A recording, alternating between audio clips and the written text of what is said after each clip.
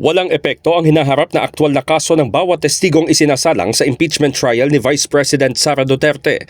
Ito ang binigyang diin ng House Prosecution Panel matapos questionin ni Senator Judge Robin Padilla ang pagpipresenta ng prosekusyon ng witnesses na sinasabing sinampahan ng kaso. Sa pulong balitaan, ipinaliwanag ni House Prosecutor Terry Redon na hindi mapipigilan ng kaso ang pagtestigo ng isang individual hinggil sa kanyang personal o opisyal na kaalaman.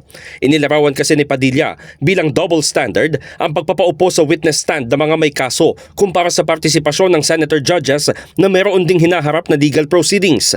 Sinabi ni Redon na kahit ang taong may conviction ay maaari pa ring iharap bilang testigo. Pero halimbawa, kung ang kanila naman binibigyang testigo ay patungkol sa kanila pong aktual na trabaho at kung maayos naman po ang kanilang trabaho, tingin ko wala dapat epekto kung meron man pong kaso. In fact, kahit nga po meron pong conviction ang isa pong tao, pwede pa rin siyang iupo. Wala dahilan para i-disqualify si Agent Calilong, si Attorney Lotoc, doon po sa kanila pong pagkakaupo sa witness stand. No? Isa po itong bagay na nakadepende po sa mga korte na meron pong jurisdiction sa kanila.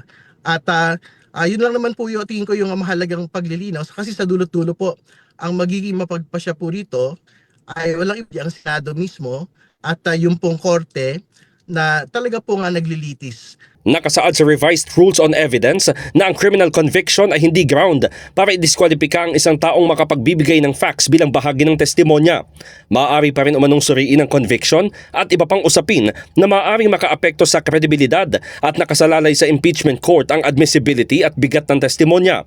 Nauna nang tiniyak ni House Lead Prosecutor Jervy Luistro na nakumpirma nilang walang kaso sina NBI Agent John Mark Calilong at Regional Director Jeremy Lotoc.